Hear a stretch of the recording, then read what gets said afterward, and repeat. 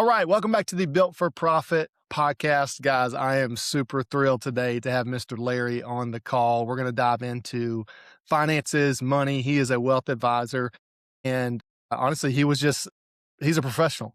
I can't wait to just start this conversation with him. He's just mentioned he was actually just on TV earlier today, so fired up to have this conversation. So number one, Larry, thank you so much for joining us today. And then number two, I'd love to hear who Larry is. How did you get into the financial advisor world, and how'd you get to where you're at today? Yeah. So, Austin, thank you so much for having me. Really appreciate the opportunity to have this conversation with you and hopefully share some good nuggets with your listeners and viewers.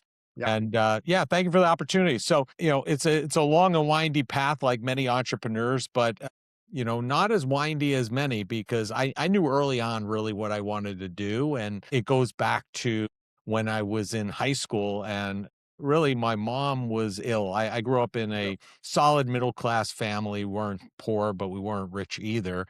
Yep. And my mom at a very young age was diagnosed with cancer. Oh, wow. And I watched my dad, who was a New York City school teacher, had side gigs before they were even considered side gigs. It was a Yeah. long time ago. And he did everything he should do for the family to keep things going. And when my mom got sick, I saw him juggling all these balls. And one thing as I was, making my way through high school and then college, I realized he didn't have a financial advisor and, money, the markets, investing was something of interest to me. And I felt like if he did have a financial advisor from what I was learning, that it might have taken some of the burden off his shoulders. He would have Yep. somebody to bounce ideas off of, hopefully, set up the family to be financially secure. And it wouldn't have all rested on his shoulders. Yeah.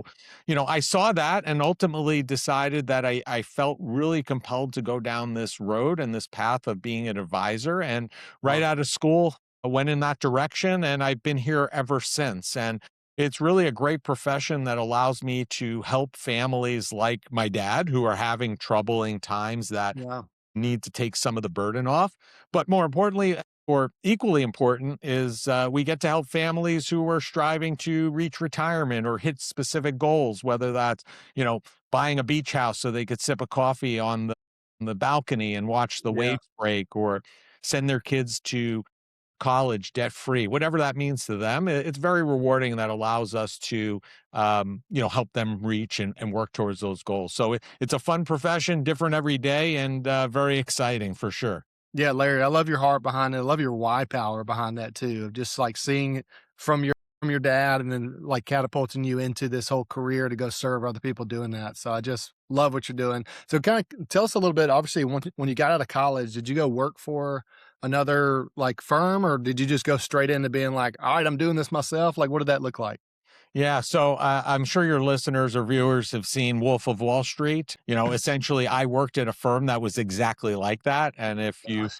And if you thought the movie was troubling, I will tell you it was even worse in real life. And that's really where I started. And I quickly figured out what was going on in that environment. And then ultimately ended up making a move to a large brokerage firm, which at the time was Solomon Smith Barney, which is Yeah. now iterated into Morgan Stanley, which I'm kind of dating myself. And then Mhm. moved on from there to Bank of America. And then ultimately, it was after I was in the profession for about 7 years that I came to the realization that, big firms were not really, although they said they were really not out for the best interest of the family. It was always, how much revenue did you drive? Yeah. It was all financial metrics driven, not success. It wasn't, well, how many families did you help reach towards or work towards retirement this year? Or how many families Yeah. did you help fund their college education? And that was troubling to me. And that wasn't the way I operated and wanted to serve in our profession. So it was ultimately after that 7 years in 2004 that I ended up forming Midland Financial and Wow. going out on my own. Yeah, that's so cool. So what did that like when you went out and took that leap of faith on your own? Did you start knocking on doors? Like, did you start cold calling? I'm curious, like, if you can put yourself back in those shoes in 2004, what did that look like for the first few months? Yeah, so I mean, thankfully, I had some really good relationships from my previous employment, and Yeah. I was in an ideal situation that I was able to bring over a nice handful of those relationships to get things started. Yeah. And I will say this, any entrepreneur, I think, benefits from having a really supportive and a spouse that a partner in the Yeah. form of a spouse, because at that time my wife was an executive recruiter and she was doing really well. Yeah. So it took pressure off of me in terms of I didn't have to necessarily build the business in a way that I didn't want to, which I find a lot of people in the financial profession end up, bringing on families that, just because they can fog a mirror, they're a good client. And I didn't have to do that. I could be more success, more strategic about it Yeah. and bring on families that we could really add value to and that would be beneficial. So, I give her a lot of credit for those early years in helping me kind of focus and be able to build the business in a way that, allowed it to build it in a right way over a longer period of time. Yeah, Larry, I love that comment, and I think honestly, just the realization and awareness that you had to say like your wife was the one that kind of really led you in the ability to even do something like that. I actually have a similar story as well, where we didn't have to worry about health insurance and all these things when I took this leap of faith because she had a great job that was able to like allow me to be strategic, just like you, and be disciplined in the things that saying yes to the right things and saying no to the right things as well. Yeah. Well, maybe you'll end up in a similar situation to me. 5.5 years ago, my wife, as of 5.5 years ago, my wife is our chief marketing officer. I So love that. now she's embedded in the practice every day. That's so cool, Larry. I love it. Okay, so what I'd love to hear is how you serve people. Like when you have a client come on board, right? When you start basically giving projections out and trying to accomplish their goals. What does that look like when you bring them on board? Yeah, so I mean, we're very strategic about who we bring on board and who we work with. Most important for us, and we call our initial meeting an "Is there a fit" meeting, and we call it an "Is there a fit" and start your joy journey. We are very heavily focused on joy, and I think we differentiate ourselves from a lot of people in the financial space, a lot of people who call themselves financial advisors, Yeah, because I feel like, many of those folks are simply concentrating and looking at the numbers. They want to see how much money you're making, how much money you have invested, how it's invested. And yeah, our first meeting with a family is completely different. We stand it on its head. And essentially, that first meeting is really designed to find out what brings them the most joy and what they're yeah, looking to accomplish in life's purpose. We do talk about money and finances. It yeah, just naturally gets woven in. But ultimately, we want to learn about them, their family, and what the joy factor is for them. And we go down a path essentially to discern whether they feel we're a right fit for them, and yeah, vice versa. We're looking to see if they're a right fit for us, because we're not in the business and looking to have a relationship with a family for a year or two. We're in a position now where we have relationships with families and we're working with them. Their second and third generations at this point. So we want really long term relationships. And then we work with them over time to design and develop a plan that's going to help them reach their joy goals and go down that joy journey, because it's not about just having money in a bank and showing a bank account statement. It's about what that money can do for them. And we really spend a lot of time concentrating on that. And I think it's really a huge differentiator for us versus most of the folks in our profession. yeah, Larry. I think that's so powerful to be able to start with that joy focus. I just think that is because honestly, I mean, I think it allows people to like really see the commitment and saying like, I want to continue to be disciplined, to continue and invest into the future because it goes back to the thing that they self-identified in the first place. So I think that is just a brilliant way to tackle that. Okay, I love it. So what do you feel like? Obviously, you brought your wife on. I think you said 5 years ago, chief marketing officer. As you're continuing to build, what do you feel like right now? I mean, goodness, since 2004, I mean, you're over 20 years now, which is awesome to say. But what do you feel like's working well? What do you think you have momentum in your business? Yeah, I mean, we've changed significantly. I would say right now, and the way I kind of coin it is, we're in Midland 2.0 at the moment, and Okay. I'll explain what that means. Essentially, for a very long time, for about the first 15 years, 16 years of the practice, I had a very small lifestyle practice. It was me and one other stakeholder that was part of the firm. And I kept it that way by design because my kids were very young and I wanted to be able to be there for their practices, their school events, travel on weekends for their games, etc. So I Yep. didn't want to have this big practice, this big entity that didn't allow me to do that. So Yeah. we had this lifestyle practice for a long time. And then come 2020, my older son moved on to college. Yep. He's 22 now. And my younger son at the age of 15 left home and went to boarding school to Okay. follow his passion for hockey. So Oh, wow.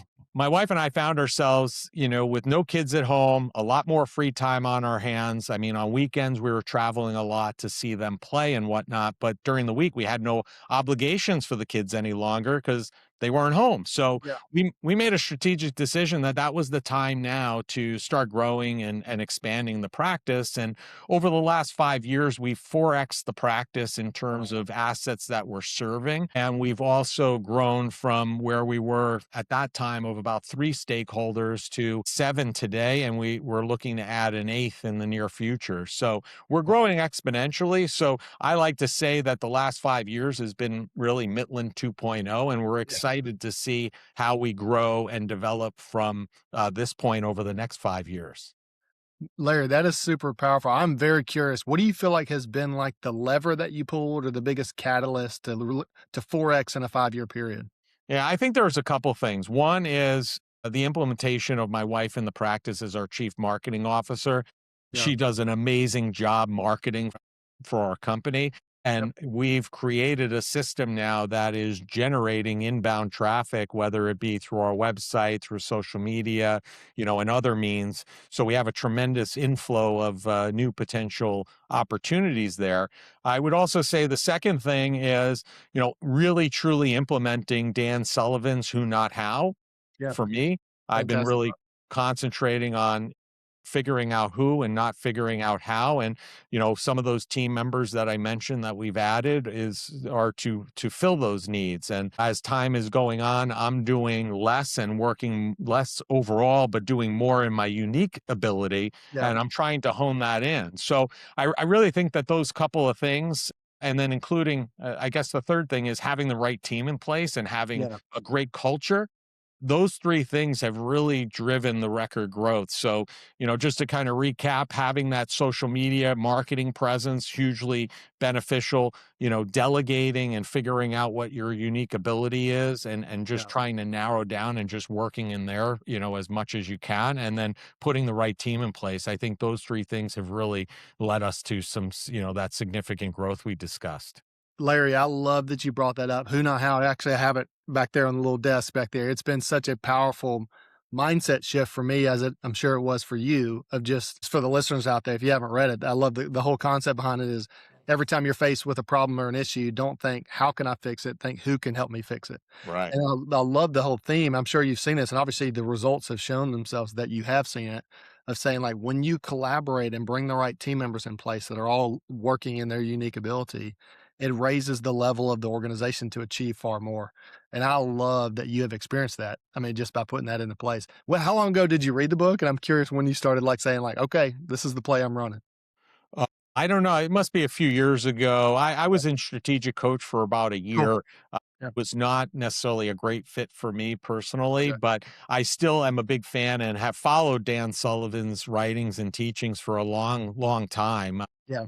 I was part of a community for a long time where we met quarterly and talked about strategic coach. And Ben Hardy who's the co-author of Who Not How, has been a great addition to following him and his kind of teaching. So Yeah. super helpful. And I think the other book that's really been helpful from those two has been The Gap and the Gain. Yeah. And I share that with my teammates all the time because we all have a tendency to get caught up in the gap and looking far ahead as far as how far are we away from hitting our goals instead of looking backwards and seeing how far we've come. I mean, Yeah. even when we talk about the amazement of 4xing in 5 years, right? That's great.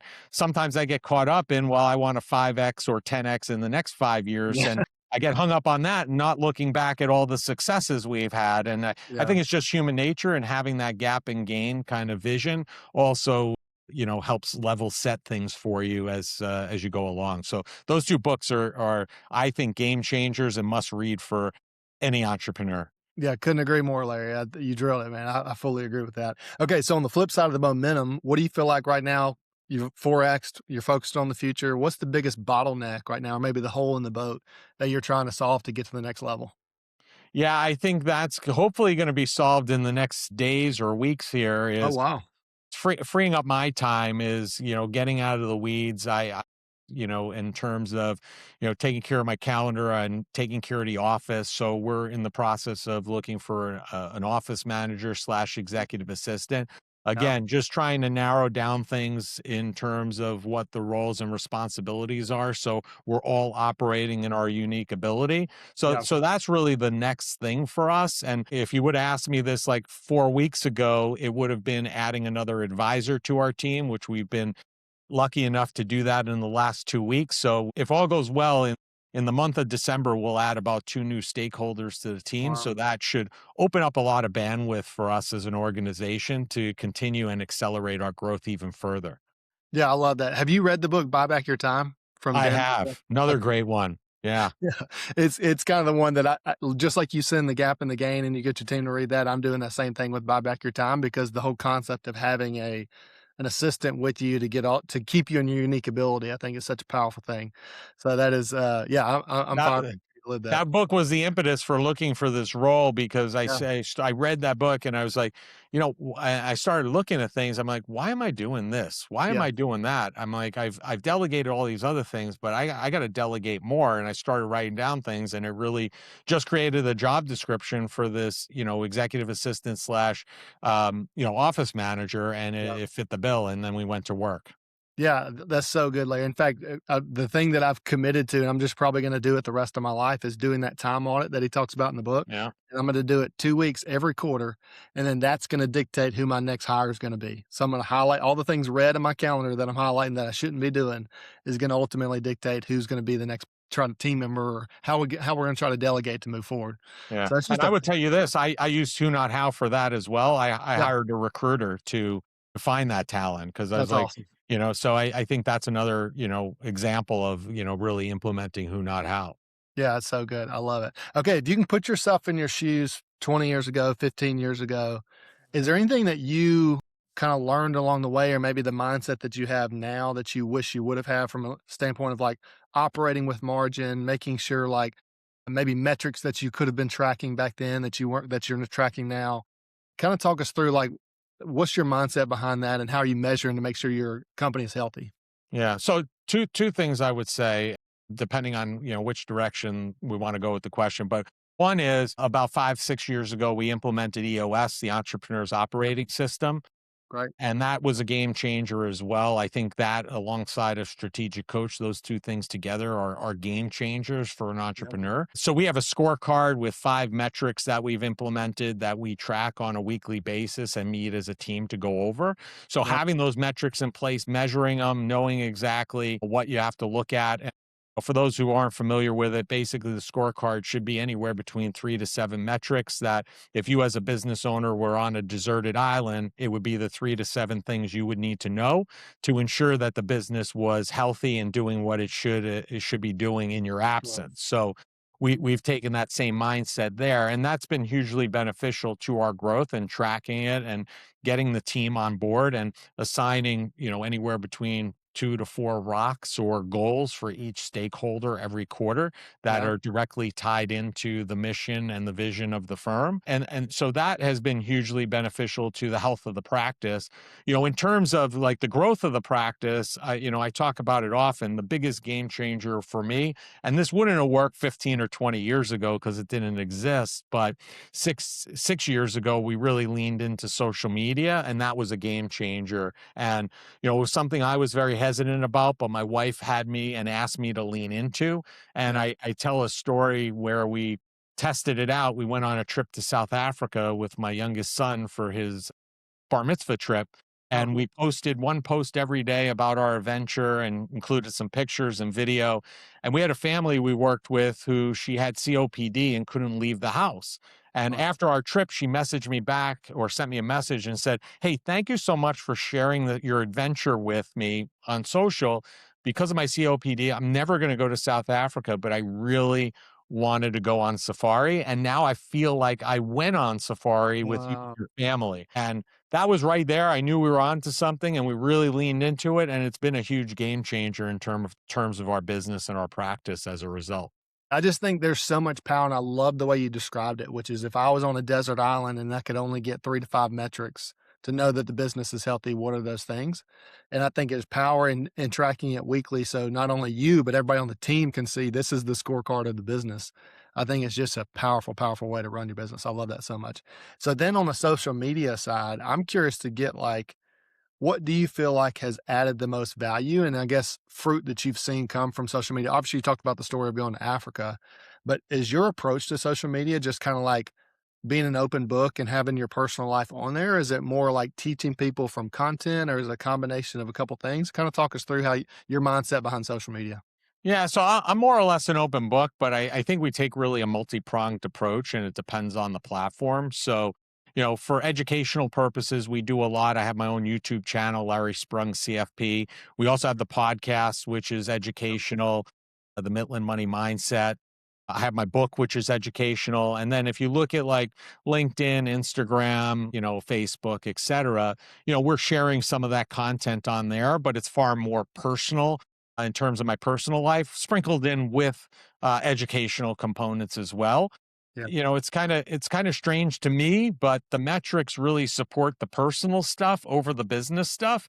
Yeah. Usually it's the personal stuff that drives engagement and interest, and the business stuff, not so much. But I still feel like we have to put it out there to share information with them because even if Yeah. people aren't engaging, I think it's helpful to their financial lives by at least seeing it and interacting with it. Yeah, that's so good, Larry. Actually, this came from the Dan Martell world, but he talks about like social media is a great lever to pull for people to know, like, and trust you. Oh, And so 100%. if you're doing things and being active and people can just spend their own time to know, like, and trust you rather than 1,000 one-on-one coffees to go get to know that person, it's just a fantastic lever to pull. So that's really cool that you're experiencing that with your personal life on there too. Yeah, and Austin, I would share with you. I talk about this often. When I first got into the profession, we'd meet with a family, and it would be 4 or 5 meetings before we would know we're in a position to move forward or not on Yeah. both sides because we had to get to know each other. But now we're pretty much a family comes in the first meeting. They already know, like, and trust us. Otherwise, they're not coming through the door, and they're doing their research online, and they know a lot of times more about me than maybe even I know about me. But that it's really shrunk that entire process because of that information being out there. Yeah, that's so powerful, Larry. I love that. Okay, well, cool. As we wrap up a little bit, is there anything that we haven't talked about today that's just kind of on your heart or what you're dreaming about in this season? No, I think you hit the nail on a lot of heads here, and I think we had a great conversation, and I think I would just reiterate and impart upon your listeners because I know they're entrepreneurs and business owners that these things, and I was in their position not too long ago. When you hear these things, when you hear things like EOS and who not how and buy back your time. These are things that maybe not in the moment, right this moment, you can just stop what you're doing and start reading it. But these are things that you should be reading. Forget about scrolling, forget Yeah. about marketing for a little bit, find a who for that, and then work on the business. Set aside the time so you can understand these concepts. Maybe it'll work for you. Maybe it's something you will implement, maybe not, but at least have a knowledge base around it because it's not only been helpful to me, but hundreds, if not thousands, of entrepreneurs are implementing these techniques and topics regularly, and it's super beneficial to their business. So, I mean, the proof is in the pudding. That's so good, Larry. I'm a full believer in that as well. The fact that we have this at our fingertips in the world that we live in, you get somebody's life work in the form of a book for $20 that Yeah. can completely change the direction of your business is a super powerful thing. I think that's awesome. Well, cool, Larry. Well, if people want to find out more about you, your business, where's the best place to go to find you? Yeah. Easiest thing to do is go to LinkedIn, Lawrence Sprung. That's the easiest place. And then that connects you out to the book, the podcast, the YouTube channel, or our website. Everything will connect right through there.